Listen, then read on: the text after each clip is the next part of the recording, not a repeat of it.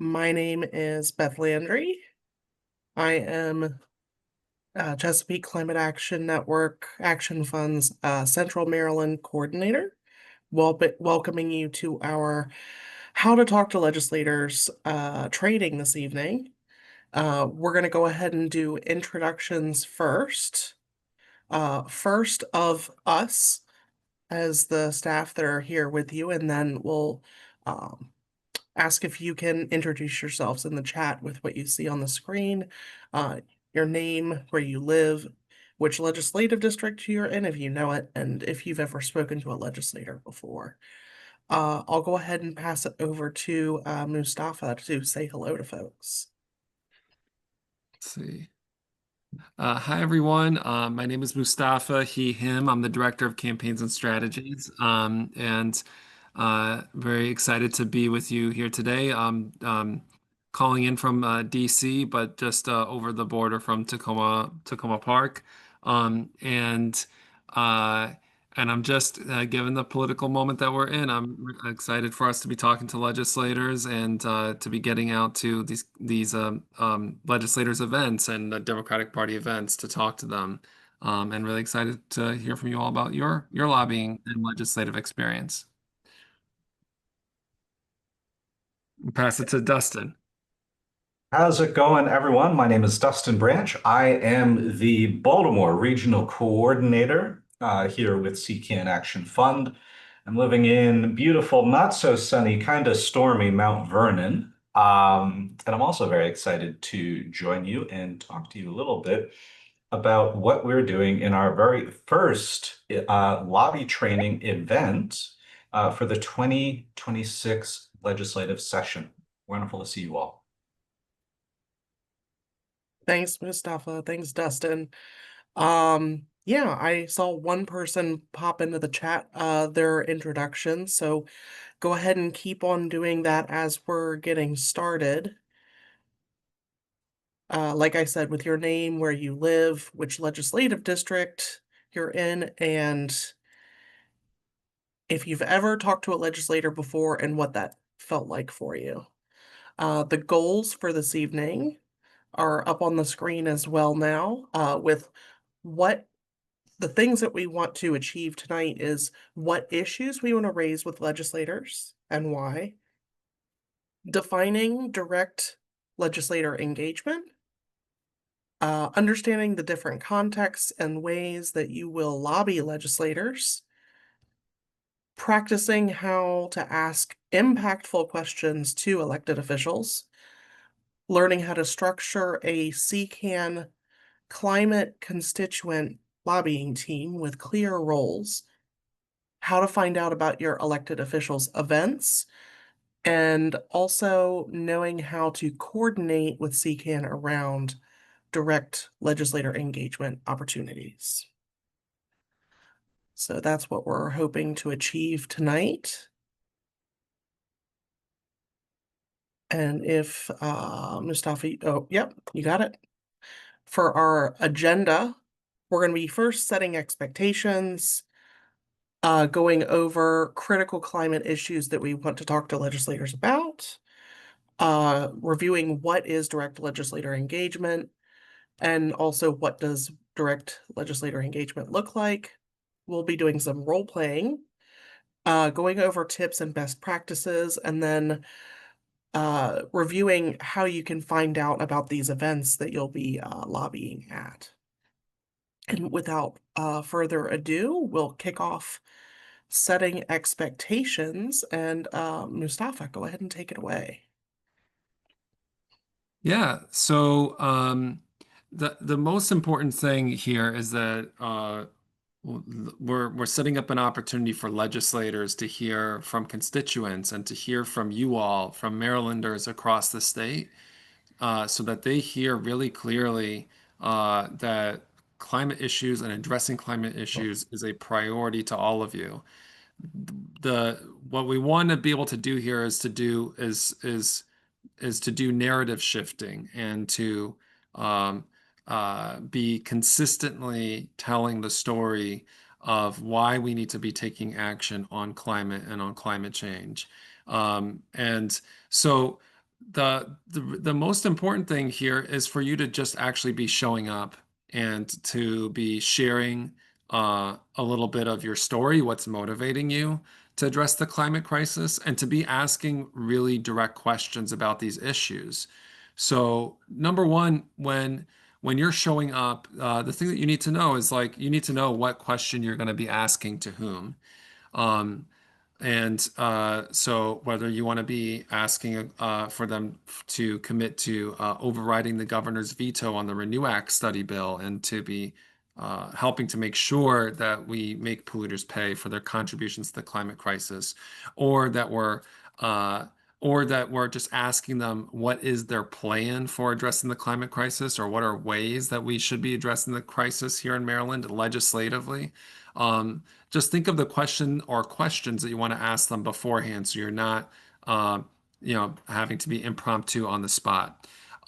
And think about particularly for if you've got a really specific issue that you want to have addressed, how does it just connect to the story and the challenge around the climate crisis here in Maryland?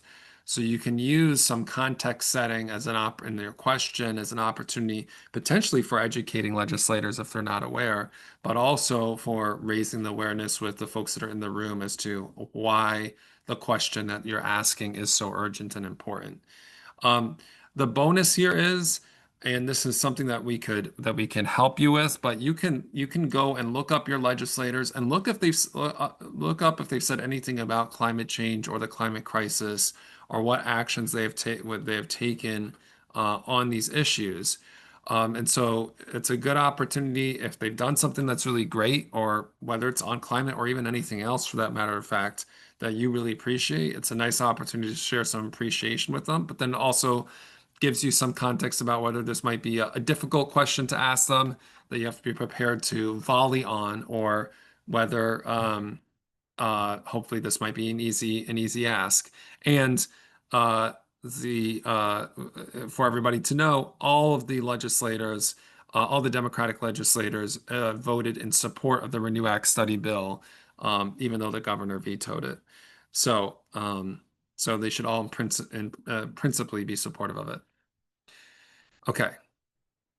So, um, we're going to be talking about a few issues here. We're going to be talking about the Renew Act. We're going to be talking about the SEAF budget, which Dustin will get more into that, and then we're going to talk about opportunities just for maybe other questions that could be raised about the climate crisis, or just how to frame a general question around their plans for addressing climate change in Maryland.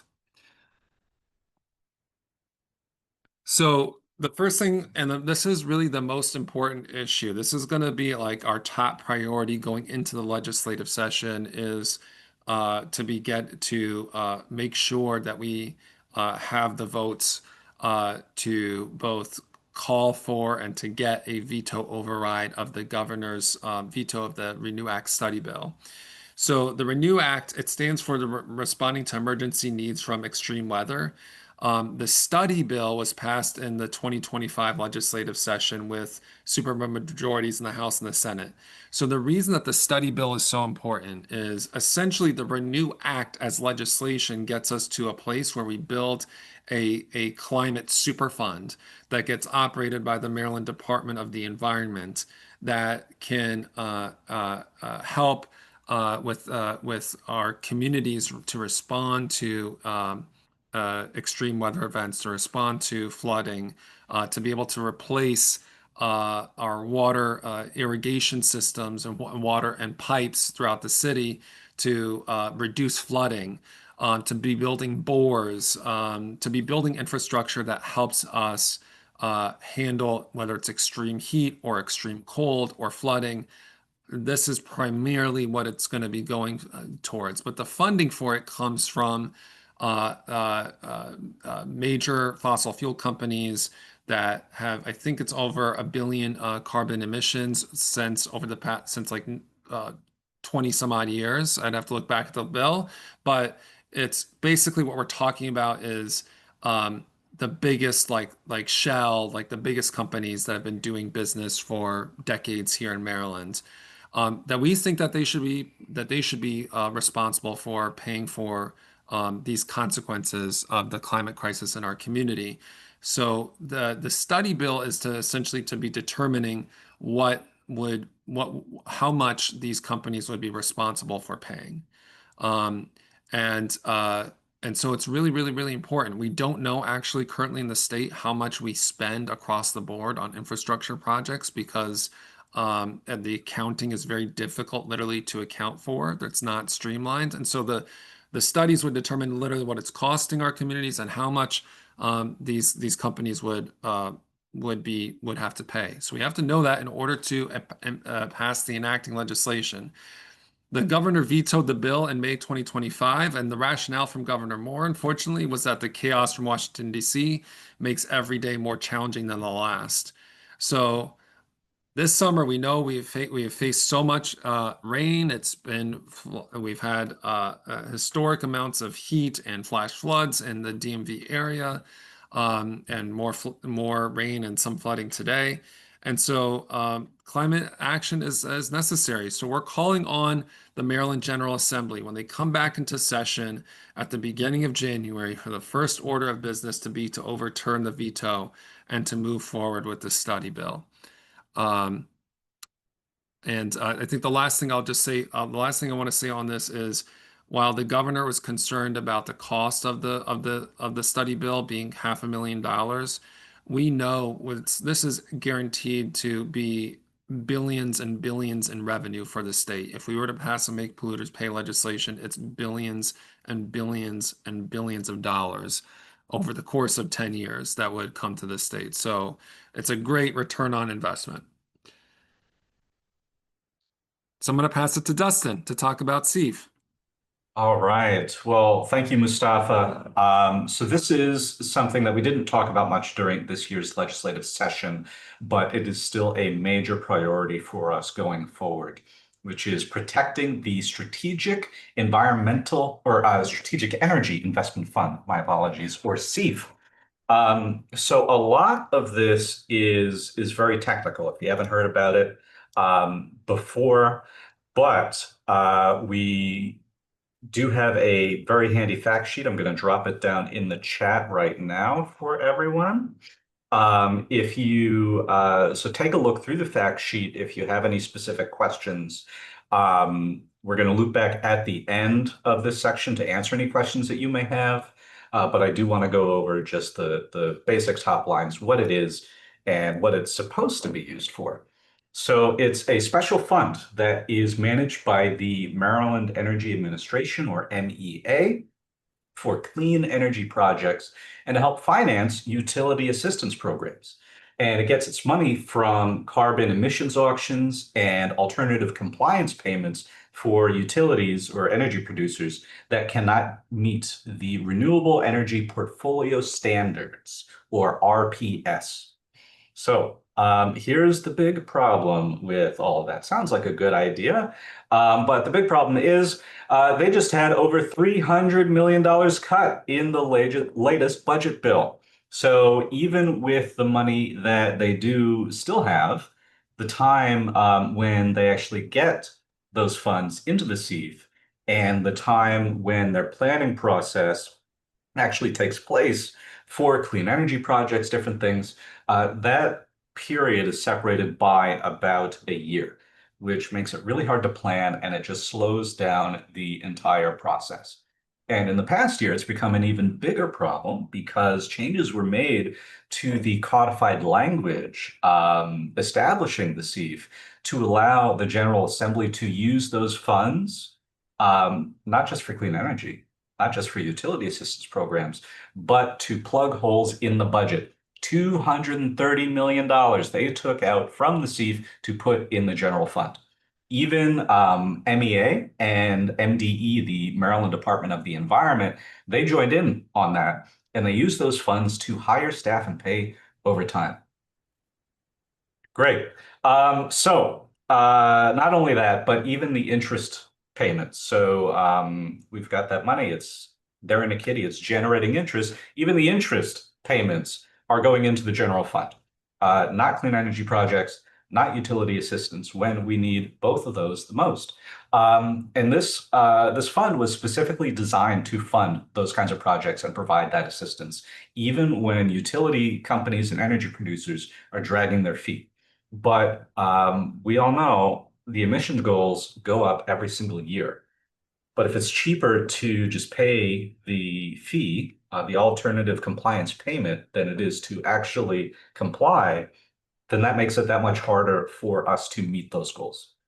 And when the only thing that we can count on from this current federal administration is just really disruption and uncertainty on funding very necessary projects that our state needs. We really need to be direct with our state level elected leaders and say, will you commit to protecting SEEF and ensuring funds go towards clean energy and ratepayer relief? We can go to the next slide, please. And so Mustafa talked about the Renew Act. I talked about protecting SEEF, but general questions. So even outside of those priorities, there's still a whole lot to talk about. And you know your story and your neighborhood the best, right? So talk about what you've seen and things that you've experienced. Legislators, they really appreciate that perspective because it helps them get a sense of what you and their other constituents are feeling. Every story, every neighborhood, it's going to be different. Here in Baltimore, we have to deal with rampant flooding. It's raining right now, so something's probably going to happen. We've got industrial pollution in our wonderful harbor. We've even got underground fires from infrastructure that is almost 300 years old. So whether it's a transmission line project or whatever it is in your community, across every single zip code, the causes are still the same. And the impacts are also the same, and they're shared by all of us. So when legislators start hearing questions on the climate, not just at this event or that event, but everywhere that they go, that makes an impact. And as we've seen with this veto, even with a Democratic trifecta, every one of these priorities that we just talked about has been and is going to be in the future a fight. But by showing up and showing out, we demonstrate to our climate champions, all of the members of the Democratic caucus who voted for the Renew Act study, that this is a winnable fight and we've got their back. And for other folks that are on the fence, people that need a little bit more convincing, we also need to show that we're paying attention because the climate crisis, we know it's not going to go away. So why should we? But I do want to open it up for any questions that folks have. We have time for about 2, maybe 3 questions. Do you have any questions about the Renew Act study bill? You have questions about SEEF? How are you all feeling? We just went over quite a bit.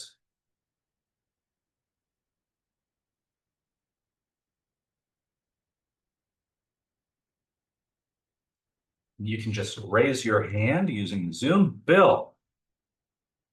Hi, Dustin. Maybe this is off, ignore this if this is off topic, but what about, I know that local politicians want to hear about local concerns, but the state's, the wind power offshore is in jeopardy. And these have global impacts that, I mean, I'm not just concerned about flash flooding in Silver Spring. I see that as a local phenomenon of a huge crisis. And I don't know why we should, if it is it inefficient to just to appeal to them on the general concern about the global crisis, or is it necessary to bring it home with something that has a local flavor? Yes. So the answer to those 2 alternate paths is yes. I mean, just like you said, these are global. They have national impacts. Delaware, they're really counting on us to get a lot of this stuff done, right? So I think connecting, because these issues do intersect, find a way to connect how very, very direct, controllable change, so policy choices here in Maryland, going go towards a lot of these global, national, and regional impacts. We are facing saltwater intrusion. That doesn't stop at the border, right? That's all over the Eastern Shore, Delaware, everywhere. So I think and we can, in a situation like that, let's work together. So work with one of us if you have a similar question, if you're not sure, so that we can figure out what that messaging is. And we'll have a chance to do that in our breakout section as well. And one more, I think we have time for one or two more questions from folks. Susie says, what's the status of the lawsuits from similar acts to Renew? There has been some recent movement, I believe, on one of the climate superfund bills in either New York or Vermont. I'm not quite sure on the disposition yet. There have not been any, I don't believe, any specific decisions, but I'm not quite sure. So I would have to get back to you on that. But nothing that discourages us from moving forward with that. No, and I think one of the big things that we have to keep in mind is that a lot of, oh my goodness, I'm not sure if you heard the thunder in the background. A lot of other states where they're thinking about this or where they have climate caucus folks that want to address climate change, they're looking at us for ideas for what works, what doesn't. And so we have really got to keep fighting. It's not just here in the state of Maryland, not just with CCAN, it's about our broader movement, and we all play a role in that. And just a follow-up, obviously, we focused so much on the legislators last session. And in retrospect, is there anything you think we could have done with Governor Moore to prevent his disastrous veto? And is there anything else we should be doing to work more directly with his office preparing for this next session? Yeah, I think one of the most effective things that we did was really take a two-handed approach, where not only do we have this very robust grassroots volunteer lobby team that are having these direct conversations with their own legislators as constituents and CCAN members, but also we have folks like our Maryland director, Brittany, and Mustafa and myself, who are going and having these meetings that are structured, they are specific. We're talking to folks over the phone, just texting and just seeing what's going on. So in terms of the governor, Brittany does have quite a few meetings with SAFE, one of his environmental aides, in addition to the governor himself, and being able to just have a constituent open that door for us to have that more advanced conversation. And we also have your report, so your eyes and perspective on the ground going into that conversation. So we've got a little advantage in our back pocket, a little advanced knowledge. That's really the most effective way, because even legislators, because he didn't just veto the Renew Act study, other folks, they didn't know until that day, just right before the veto came down. So we were meeting, had regular meetings with all of the governor's staff, the governor himself, and still many of us did not know until it had already been decided. Yes, the data center study. So it's really tough. It's one of those things, but I think that creates an opportunity for us to come back even bigger and stronger. We made a very good impression on the first day of session last year. I would like to make an even bigger one this time around. How's everyone feeling? Oh, let's see, Liz, sorry about that. So have you heard any news of a special session for redistricting and then the override. Um, it's right now it's looking like this will be taken up hopefully uh, at the start of the next legislative session, which is in the middle of January. I have not heard any movement on a special session. This redistricting business is pretty recent. So we will just have to see. I think it really people are trying to wait and see what happens in Texas before moving forward. But you would have to do the veto override then, correct? Right, during the 26th legislative session. No, if there is a special session. Um, maybe. Maybe. I would have to look at that. Depends on what they call the special session for it.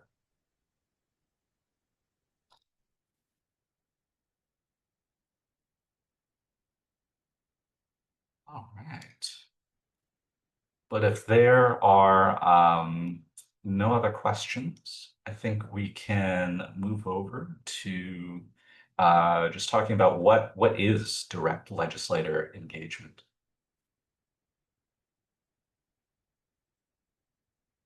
Okay, great. Thanks, thanks, Dustin, for addressing those questions. And whether it's I heard Susie's question about Governor Moore, and um, Governor Moore clearly has aspirations beyond Maryland. And so whether it's Governor Moore or anybody else in the state legislature who is considering running for federal office, I think it comes back to the same thing. We have to make this climate and the make polluters pay just an issue that they are hearing about with regularity from constituents. And so I think that that is a key part of the strategy, just to continue hearing about it. Um, okay, so what is direct legislator engagement? So it's an interaction with an elected official that draws attention to an issue and gets the target to respond on record. And generally, it means showing up at a legislator's event and asking a strategic question about an issue like climate change that you care about, where you are trying to get really to a simple yes or no answer, maybe along with a brief explanation. And so our goals are doing outreach to state delegates and state senators across the state. And in doing so is to get their positions on record, build a relationship with the elected official, and build visibility that there are CCAN action funds, climate constituents that deeply care about the climate crisis. And so largely there's two scenarios in which you're going to be doing this direct legislator engagement. One is at a public event, so you're in front of a group of people, or before or after an event in a small group setting or one-on-one. So, what makes direct legislator engagement successful? Uh, a few things. One is we always want to document it. So in this case, we're just asking for folks to just get a picture uh, of themselves at the event, preferably with the legislator, and we want to get you have that documentation so that it can help us continue to build a public narrative around the interactions that we're having around this issue. So, you can post it to your social media accounts, you can tag CCAN, you share it with CCAN, we amplify it, and it starts to sort of organically build more and more of a narrative. So, in documenting the interaction, it's also helpful, whether it's yourself or somebody else, a volunteer that's with you, to take notes of the questions that you asked and the response that you received. So, ideally, particularly if you get a volunteer to take notes, that helps you as a questioner and focus on engaging with the legislator by capturing notes and capturing a nice quote. can be really helpful for sharing both with CCAN, but also posting to social channels, so we can hopefully, and hopefully in most cases, thank them for their commitment. And sending notes and pictures of the evening to CCAN Action Fund. So we're going to invite you all to submit it on our Google form, which I think Dustin or Beth could put in the chat, but we'll also email out all this information tomorrow. So, or if you have any issue with the form, I'm going to invite you to email me, and you can use the subject line of direct legislator engagement, and that way I can make sure to easily forward it to the members of our team so we can respond to you and follow up with the legislator. We're also like this is an opportunity to continue to build like fun teams of volunteers and do teamwork. So if you hear about a legislator, an event that a legislator is doing, or if we hear about one and we share it with you and you want to go, that we just try to get like maybe 3, 5, or 7 people to go out to the event. You can have one person that's helping to take the lead and making sure, coordinating with the volunteers that they're knowing where the event is, people know where they're going, they know what time they need to be showing up there. You have two, I'm sorry, need to move forward. You have two to three people that could be asking questions, our prompters. So if you have a couple people that are prepared to ask questions, you can kind of place yourself throughout the room if it's at an event, and give yourself the best chance of an opportunity of asking a question if they're taking live questions. Having somebody that's just that is able to be a photographer and focus on capturing the photo, hopefully posting it on their social media accounts. And then this is also a great opportunity to have somebody or a group of folks that can go around and talk to legislative staff, to other people that are there, other constituents, or maybe there's other organizations, and just listen to people and make connections and learn about what's driving people to be showing up. And it could be a great opportunity to build some partnerships. And as I said, somebody that's helping to take notes of what specifically happened during the interaction. So it's great to get 3 to 7 people there. Also, if we only have one volunteer there, we will certainly take that. And but the more the merrier. Immediate follow-up. So we want to make sure that that we are following up as quickly as possible. So like our ask for volunteers who are going out is that just somebody sends the notes to us with a picture, just documentation of the interaction. Preferably that same night or by the next morning, so that we can make sure to follow up with that legislator and their staff, and say thank you to them, or just follow up on the outstanding questions, or anything that that needs to be followed up on, that they need to help move them to be supportive of the issue. Okay, great. This is I want to note before we go watch this video, we have a video that we're going to show that frames the interaction as bird dogging. On bird dogging, something that you may have seen a lot. I'm referring to it as direct legislator engagement, and because oftentimes bird dogging is associated with being very confrontational, and the expectation is that you are recording a video. And so we do not want to be at this point, we do not want to be recording videos unless you get sign off from CCAN staff to do that, in part because there is some ethics issues that we're trying to get some answers on, that it could be perceived as an endorsement of the legislator. If we post the video content, it could be seen as an advertisement. I don't ask me why we would distinguish pictures from videos, but we're trying to get clarity on that. But also, perhaps even more importantly, we just want to make sure that we're setting up the interactions to be successful. So our default should be photos, because most of these state delegates and state senators won't be used to having people showing up to their events and recording. But with that in mind, I am going to show a video of a person who's doing the direct legislator engagement, I should say here. And I really want you to focus on what's going to make what makes this interaction successful. Really zero in on the question and the follow-up that's happening there. And just what you think maybe could be done differently. The essence of what's happening here, what is also the essence of what we're looking for in these interactions.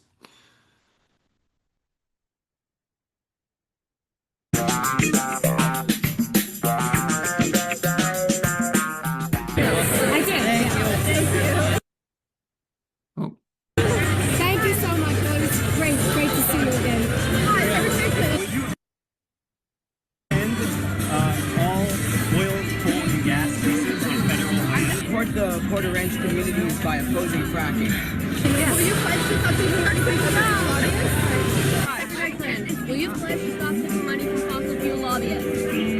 I don't think I do, but no, you definitely do. Huffington Post said that you put $150,000. Is that right? Is that Will you pledge to stop taking money from fossil fuel lobbyists? And what else? But do you oppose fracking? A moratorium for all oil, coal, and gas? That's amazing news. Because they're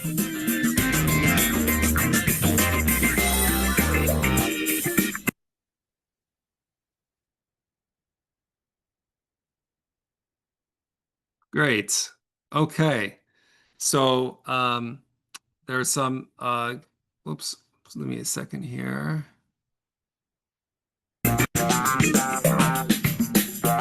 Sorry, I'm trying to go to the next slide. There you go.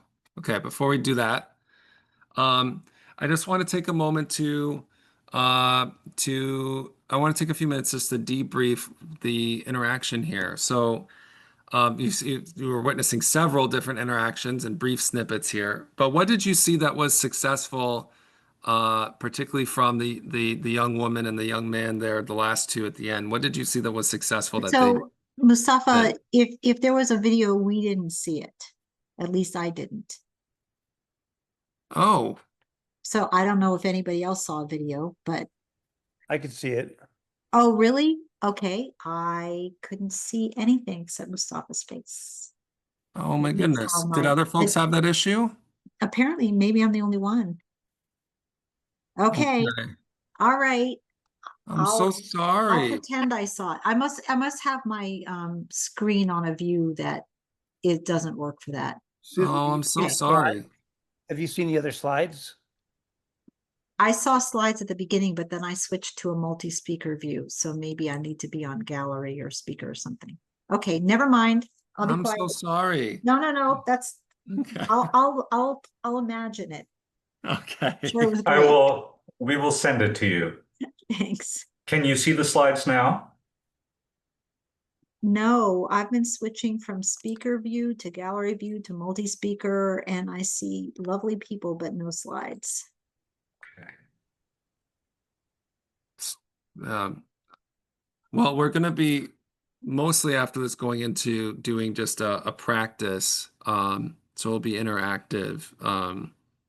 And so we'll see maybe if it'll reset once I stop sharing the slides for a little bit there. Oh, I see now. I had to, there was another option for your screen, Mustafa. So somehow it wasn't Okay. on your screen. Sorry. Okay. Sorry for the distraction. You're okay. You're okay.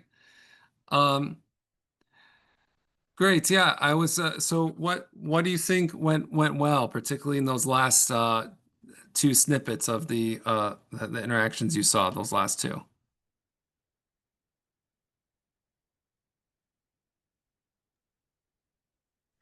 Like when Clinton says, "I don't take fossil fuel lobby money," and says, "Oh no, you do," and had the dollar amount, that kind of cornered her. Yeah, absolutely, absolutely. And that speaks to just knowing the context in which we're asking the question and to whom, right?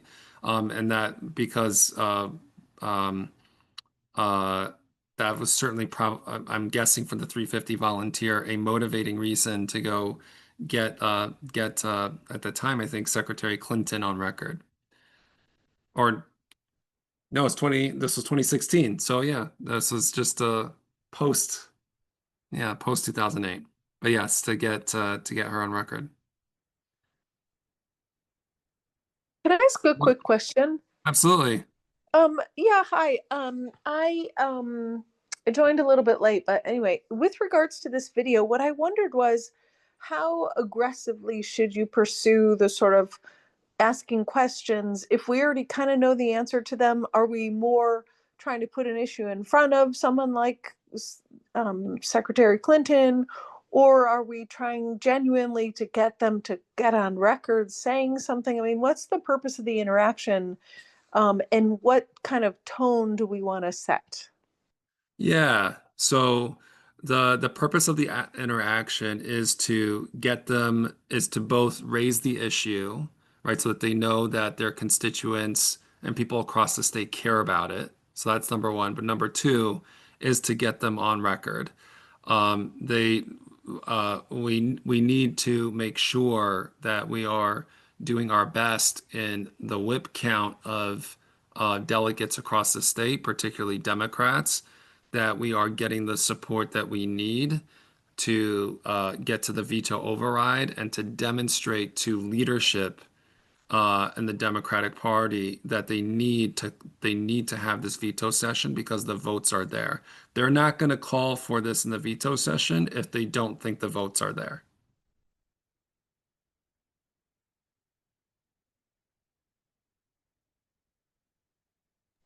Thanks. Absolutely. Um, anything else that folks noticed that went well? Take one or two more thoughts on this.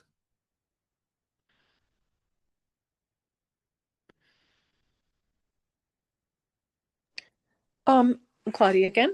I don't know how it happened, but what was really great is they could get close to her to be sure that she heard their question and Yeah. that whoever was filming could capture her reply. So however it was, they got up really close. And yeah, I wonder if there's some tips about how to make sure you can get the attention of the legislator to be able to really engage with them. Yeah. Dustin, do you want to take this one?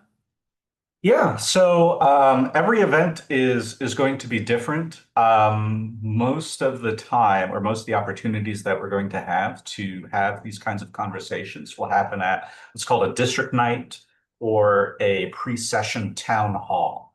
So either maybe they're up at a dais behind a podium. So when you arrive, you would want to angle yourself where the questions are being asked to make sure that you're one of the first in line.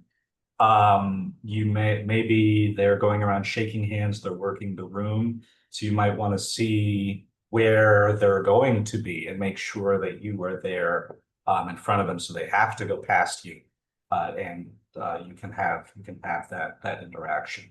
So really just strategizing um, when you arrive and based on the format, what you already know about the event is going to be is it like a Towson Town Fall Festival where they're just walking around in a crowd? Those sorts of things, just strategizing where you want to be. There's other folks with you, where you want to arrange yourselves to maximize the opportunity for you to have that interaction and to have that question. Great. Thanks, Dustin. Though one other thing I want to briefly emphasize is it's a really clear and specific question that they are raising. It's an opportunity for a yes or no, and those are great ones to be able to ask, particularly in those types of interactions where you only have maybe 15 or 20 seconds to get your question in, and to have a very brief response from the candidate. So those are great, particularly in those situations. Cynthia, and then I think we'll move on. Yeah, I just wanted to know if we are not recording, which I understand why we wouldn't be doing that, and if we have a person who can write down what we asked and what they said, the recording provides evidence, if you will, that somebody like that where they had the headline that Hillary Clinton, just agreed to whatever. If it's just a recorded note, like, I talked to someone and then one of the people from my team is there and they write down, I asked that direct question and they said, yes, they will support or no, they won't. How does that then turn into, I mean, I understand why CCAN wants to know how we need to understand where they stand as legislators, but how does that turn into something that can be publicly promoted or shared when it isn't, isn't there plausible deniability for a legislator to say, well, I didn't commit exactly to that or whatever. I mean, or would you not use it unless you literally had a video clip, which we can't take? I mean, I was just curious about that. Yeah, it's a really good question, and I wish that we could get videos. Or wish I could have a very clear answer for you on the ethics piece here. But Yeah, no, I um, understand that, but I'm just saying, I just want to see, like, from yeah, CCAN's perspective, just having that information, would you then not, you'd be glad to have it because you can use it for who's on what sides and how they're standing in the current legislative session and what to expect? Or would you also try to use that in some sort of social media post about, delegate so and so yeah. is has shown support? Yeah, we think that we could share at least the pictures and telling the story of what our volunteers are doing on our channels right Okay. now Okay. until further sign off from the ethics people. But Okay. um but most importantly, the two most important things here, right, in terms of the consequence, one is you share those notes with us. Like Susie and many of you have participated in our lobbying work this past year, Right. of which those meetings are recorded. And we do get pictures, right, from those meetings. Um, Okay. but some of the information was actually really invaluable at numerous times in quick turnaround where, where a staff person raised some questions about like pieces of legislation that they were either confused about or seemed to not know about. And so it Okay. like really helped with the follow-up and like who did we need to prioritize talking to and making sure that they got their questions answered. Okay. Um, and so and for us, right, like if we say that, if you were to go to an event on Friday and talk to a legislator, you sent that email to us, and then it's like Monday morning, Dustin or Brittany or myself is giving a call to that legislator's office and saying, "Thank you, Mm, thank you so much for for going out to the event and we talked with one of our volunteers there. They asked you they asked you about the Renew Act. We really appreciate your support on it." Um, okay. right. It just sort of it triggers a way for us to follow up and have a conversation with them. And I would be Okay. surprised if they really clearly supported it in an event where they're in front of other people in particular. I'd be surprised if they backtrack. Um, Okay. Excellent. yeah, Thank you. Thanks. absolutely. Absolutely. Okay. Great. So let's go into uh, our town hall role play. Beth, do we want to stay in the same room? I was just looking at, one sec, I'm looking at the chat and our participants. I think we can probably do one room. Okay. If the three of us are also staying in here, I think we can do one. Okay.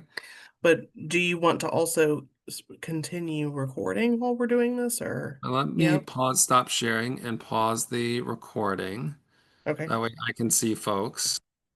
Um, okay. Okay, pause recording. Recording.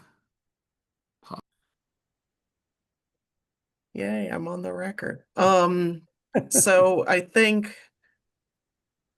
and yeah, it has that I'm with Central Maryland. I'm the organizer with Prince George's in Montgomery County in Southern Maryland, but I'm from the Eastern Shore and I lived in Frederick for quite some time, so I understand a bit of where you're coming from here. I think as a constituent, you obviously have a right to ask the question, and you have a right to know how your representative feels and votes on certain issues, whichever ones you want to ask about. You may consider tactics depending on someone's um if you happen to know someone is particularly willing to engage no matter what, that would change it versus someone who, is maybe famous for never having any town halls. That might change how the conversation goes. Okay, And thanks. if there's a conversation, it might even be an entirely remote town hall. So I don't know if Mustafa or Dustin, you had anything to add to that. Yeah, same. I think one thing to keep in mind is that hey, all the Democrats voted for the Renew Act study. Folks that are combative, just as Beth and Mustafa said, they may be combative on the issues, but they probably most likely will not be combative towards you, a constituent. They might like for us, for people that they know, this is our job. This is what we do every day. They may be a little bit more direct, but as a constituent, that goes a long way. Yeah, I totally agree. Yeah. So, Bill, I see your question in the chat about keeping current with their events. We're going to talk about that in just a smidge. I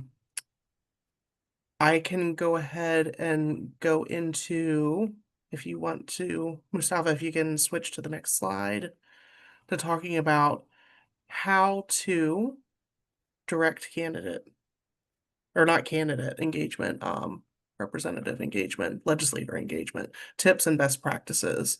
So we want to ensure that you get out to the events that your electeds are hosting and to talk to them about the climate. And you can follow along. I believe, yeah, thank you, Dustin, for popping the document in the chat, the best practices sheet there.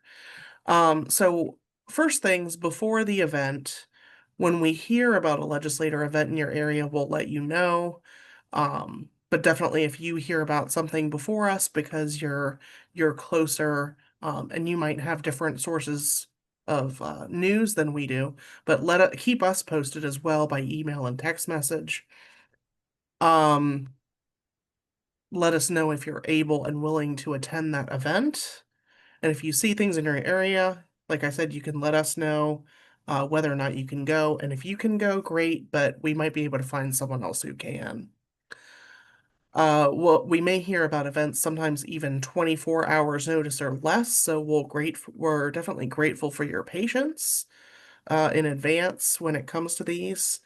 And I'll talk just a second about connecting you when it comes to a Google group because I wanted to reach out to folks who are on about permissions for that. But when you meet with your group, make sure to assign the roles as we discussed earlier. Make sure that you have a team lead, the person who's coordinating everything, and even scouting out the location early. People who are asking the questions, people who are having a photographer and social media person, having a crowd canvasser, and so forth, just to make sure that you have all of those roles filled ahead of time and that you're organizing together.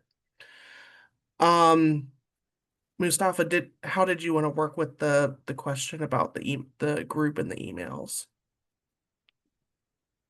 Yeah, if folks could just put in the chat whether they are whether they would be okay with us adding them to just a Google group to when we can so volunteers and staff can reach out and just let folks know when an event is happening and we can see if we can try to get some folks out there.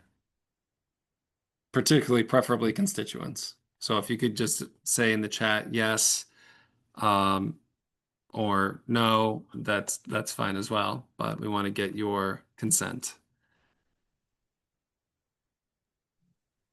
Yeah, happy to. The other thing is the best practices document.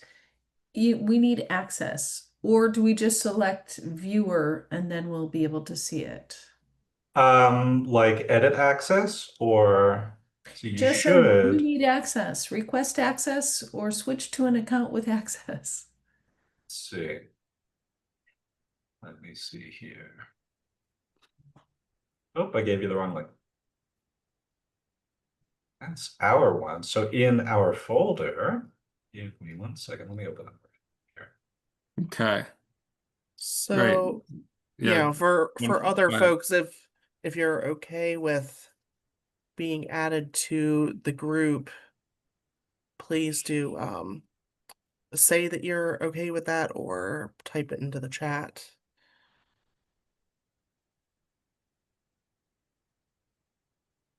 Okay, I think that's most.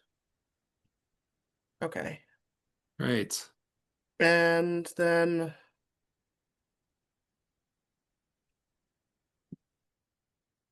should go to the next slide in terms of practices at the event, during the event.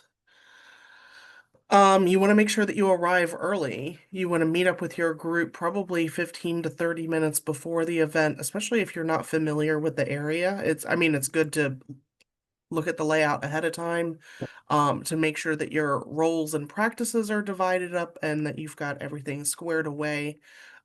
Some events will have lines out the door, and so you definitely want to take into consideration things like that, things like transportation and parking, and also to make sure that you get a good spot at the event itself so that you have more of a chance of having your question asked. Then also definitely you want to maximize your visibility by, wearing matching shirts, wearing all of the same pins, all the same color, etc. You want to position yourself throughout the venue to maximize the chances that you'll get the question, like I said. You want to hold your camera steady and make sure that you do that vertically and that your thumb is not covering the photo so that you can get a clear shot. When the time comes for the question to be asked, make sure that you raise your hand quickly or indicate quickly that you have the question.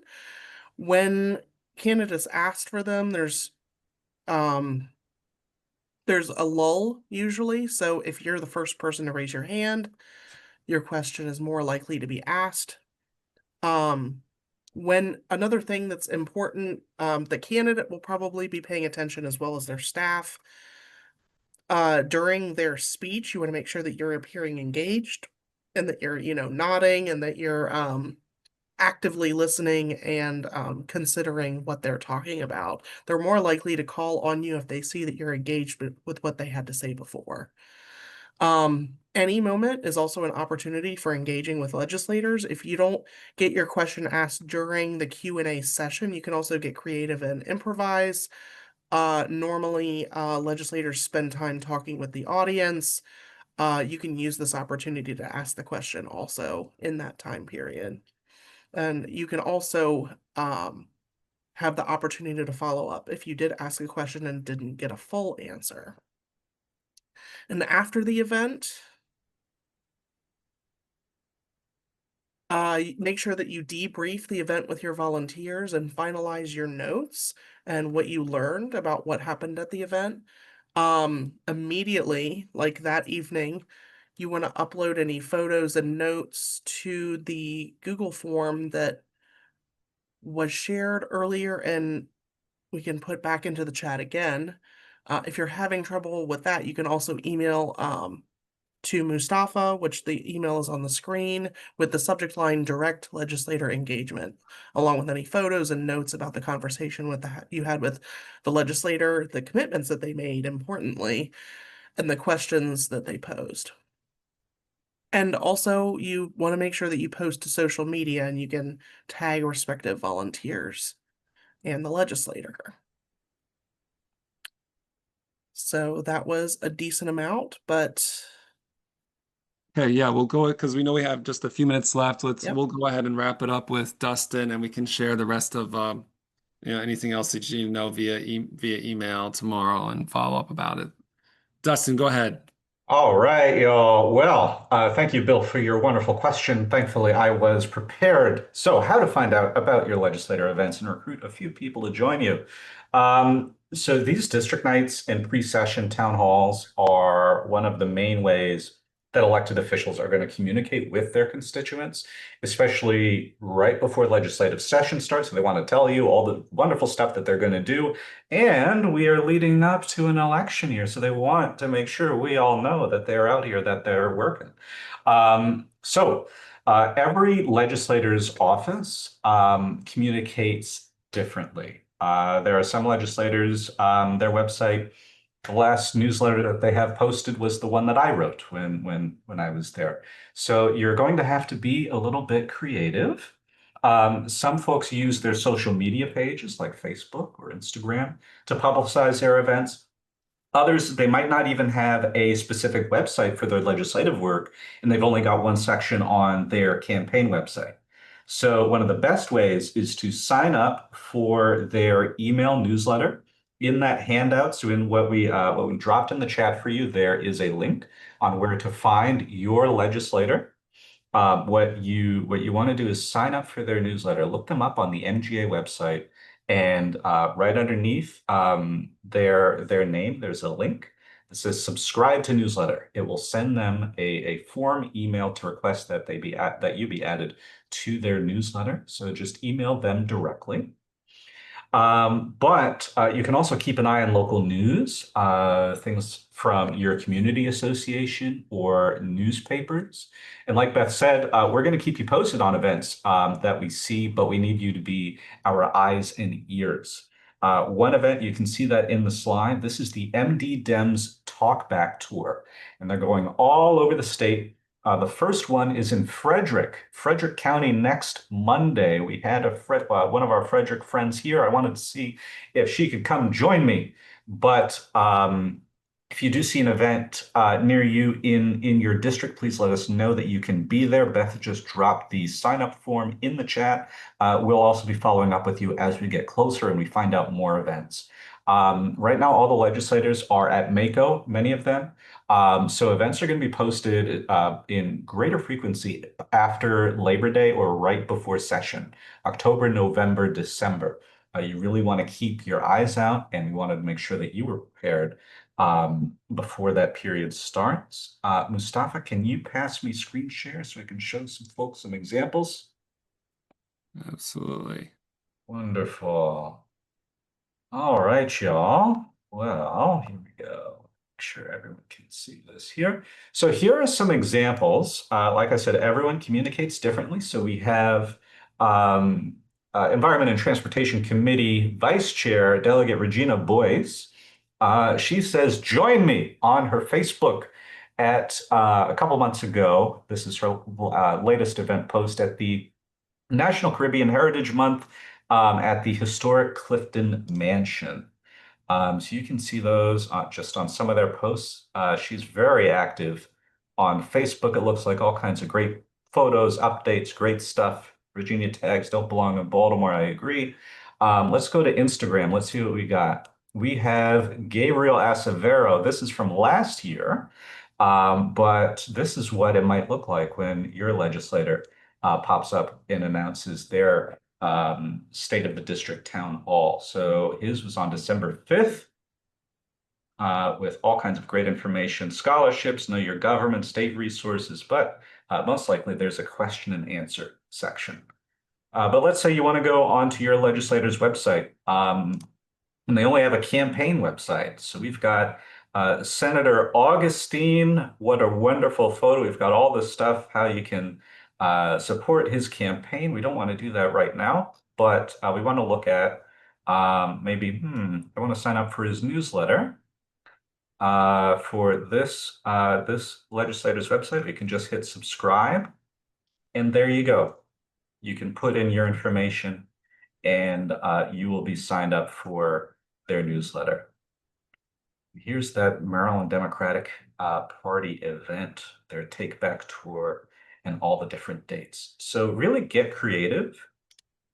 If you do get stuck, reach out to us. As we see them pop up, we're going to let you know. But if you do see anything, please let us know as well. Go ahead, Ms. And just as we wrap up, I put in the chat a Google form with the upcoming events. Unfortunately, when I created the Google form earlier today, the Frederick County event is at capacity. They've taken down the page. You can't even see what the address is. So I would go ahead, even if you looked at this and you're like, I think I could make it to that, go ahead and RSVP for it so that you are on the list and and if you're able to make it, then go. I could have Uh, sworn that it was at Hood College, but I could be mistaken. So if you happen to know where the event is, even if you can't get in, you can always be waiting outside to catch them as they go in or catch them as they come out. Great. So we will be following up via email tomorrow, and we'll be communicating via email about the events as they're happening. So really just invite folks to sign up to volunteer. I would also say this, if an event's happening in your region, particularly if it's a Democratic Party event, but like maybe it's outside of your district and you might be other legislators showing up there, I would say show up, go. You could ask a question. This is about also the Democratic Party platform and what they're going to stand on in this state when it comes to climate change. So go show up and have your voice be heard. Great, Dustin, and we'll wrap it up. Yes, just one more thing on that. In our handout, we have things about, make sure that you're visible, maximize your visibility. If you let us know that you'd like to go to an event, something that you see, we can get you. We have Make Polluters Pay t-shirts. We have shirts just like this one, Building People-Powered Climate Movement. We definitely want to give you enough swag and resources to really maximize your appearance there. Absolutely. Absolutely. So please, sign up for these events we've got in the Google form if you want to attend any of the Maryland Democratic Party events. And we'll otherwise circulate events on the Google listserv. And either myself, Dustin, and Beth will text or call you as well, just about events as they're coming up in your area and see if you are able to go. And please do flag for us any events, join those newsletters, and go on the social channels, flag any events that you see, please. Thank you all so, so much. Hey, thank you guys.